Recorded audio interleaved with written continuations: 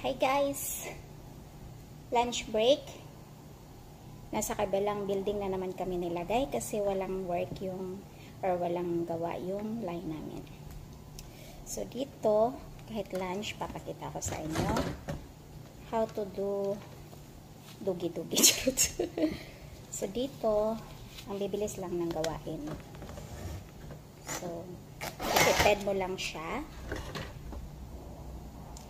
Actually, mas gusto ko yung ped kaysa yung masakit sa kamay. Masakit kasi sa kamay yung gawa namin sa kabilang building.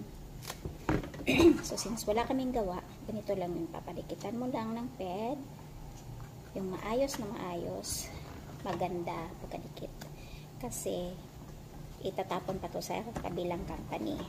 So, kami dito is magpa-ped lang.